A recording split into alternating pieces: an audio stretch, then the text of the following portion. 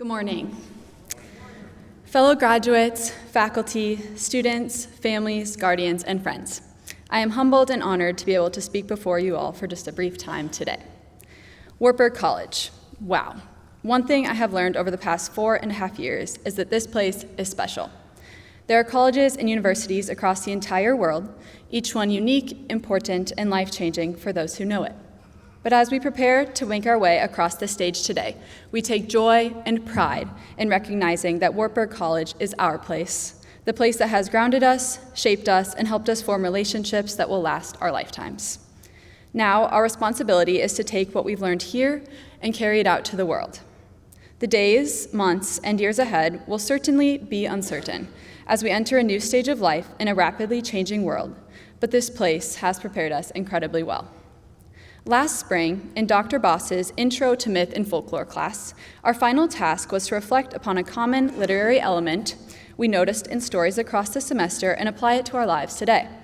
I chose the literal and metaphorical crossroads because of how often the characters we read about came to these moments and how often we come to them.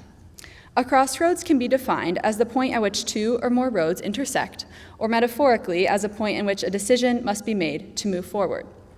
Today, we stand at a pretty big crossroads preparing to graduate from college. There are options laid out before us, just as there have been and will be each day of our lives. We may or may not have already decided the road we'll take next, and we might be uncertain or hopeful about that decision. But regardless, we have the incredible opportunity to choose how we will traverse that road. Our individual journeys at Wartburg College have taught us each unique lessons for the road ahead.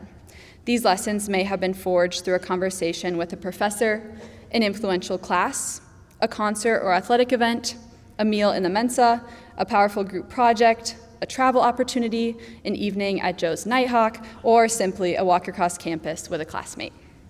I would like to share one lesson I've learned during my time at Wartburg, also serving as advice for how we might travel.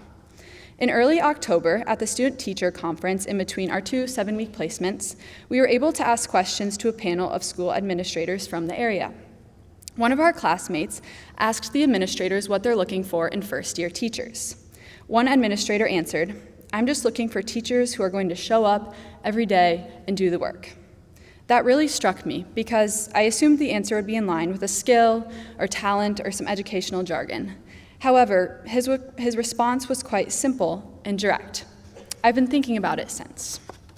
Wartburg has taught me that often the most powerful thing we can do is show up for people. We don't have to look far to realize Wartburg is filled with people who keep showing up day after day and doing their jobs to the very best of their abilities for the good of those around them. This might be within formal job titles, team roles, or just daily interactions. There is so much power and love in this simple act of showing up. And by simple, I certainly don't mean easy, but rather cutting back all the complexity and meeting one another's needs. Over the past 2, 3, 4, 5, or even 6 years here, who showed up for you? For me, it was my roommates in Res 221. They're at 11 p.m. or 6 a.m., ready to talk, laugh, or cry through both the best and toughest moments on the living room floor, and always down for a walk across the bridge. It was my basketball teammates, coming back to practice day after day, sacrificing time and individual gain for the collective goals of our group, and always being ready for laughter and conversation in those hundreds of hours spent in the locker room. It was Dr. Snyder, taking our middle-level Monday night class to the UNI library in Cold Stone afterwards, providing written feedback on almost every assignment over the past 4 years, or driving 2 hours both ways to observe me teach a 45-minute lesson for a student teaching observation. It was Professor Dickey and Leanna Place in the education office on 3rd floor of Old Main, doors always open, willing to provide guidance, wisdom, feedback, and care. It was Beck, making every single science class engaging and definitely unexpected, totally transforming my perception of science into a subject I now want to teach, and tying together every loose end to make a trip to the Amazon rainforest possible for a whole class of students, enabling us to walk across the canopy, experience life with tarantulas, and meet incredible humans in a different part of the world. It's Sheila Kittleson and Heather Zychek in the W, doing so much behind-the-scenes work that doesn't often get recognized, and John Cochran, working to learn as many student-athletes' names as possible to make sure we feel seen and valued when he passes us in the hallway. It was my basketball coaching staff, creating a stable and consistent environment that we could count on every day, regardless of things going on outside, and being willing to talk through challenges to help us become more tough and resilient, both on the court and off. It was Lindsay Leonard and fellow O staffers showing up to campus in late August with incredible levels of energy, excitement, and empathy, modeling how to let your guard down and filling every need to make sure every first-year student feels welcome on this campus. It was Dawn Sundberg, spending her lunch with a couple of us girls at the Den once a month to mentor us and speak life into our faith and growth as young adults. And it was Wartburg alumni, like Megan Murphy Logan, along with her husband Blake, who so generously opened their home to me for 2 months this fall with a newborn on the way to ensure I got the experience of student teaching in Denver, Colorado. I could keep going, but I will spare you all that time. The beautiful thing is that we could go down the line of December 2024 graduates and have everyone share countless different people who have shown up for each of us during our time here. Also beautifully, I think we'd be surprised to hear we were those people for others as well. Again, I ask, who was it for you? Today, take some time to think about these people who have shown up for you during your time at Wartburg or your life as a whole. To echo Chaplain Maggie, let them know you have been impacted by their care. Tell them thank you, in person or with a call, text, email, or written note. We need to encourage one another in this practice of showing up. That being said, I believe Wartburg is an anomaly in the larger context of our society. In a time when society expects us to promote ourselves, here we promote each other. In a time when many are focused on accolades and status, here we focus on community. And in a time when fear grips many hearts, we allow compassion and service to lead our lives, cultivating a steady joy. Today, at this crossroads, regardless of the next road we have chosen to pursue, we have a choice as to how we will travel it. We don't need to have all the answers, be the most successful, or have an unmatched resume. But we do need to show up for others.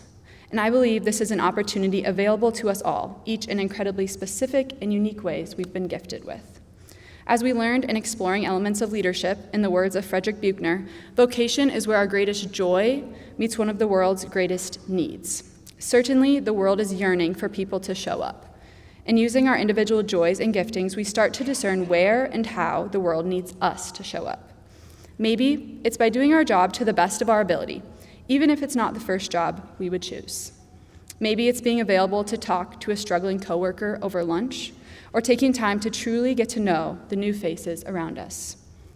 Maybe it's giving our Wartburg roommates a monthly call to check in, or simply saying good morning and have a good night to our colleagues every day. We need to show up when it's great and exciting, and when it's really hard, when it's not glamorous, when yesterday was a rough day, and when we are afraid. And if we keep showing up, as simple as it may seem, this stacking of moments and days is where relationships are forged, compassion is experienced, needs are shared and met, and others are empowered to go and do likewise. Before you know it, as we keep showing up for those near to us and beyond, we realize we have been traveling very intentionally in a way that leads to the greatest joy. If you keep giving and giving and giving, you will reap rewards greater than you ever thought possible. Alas, we are called to go and do.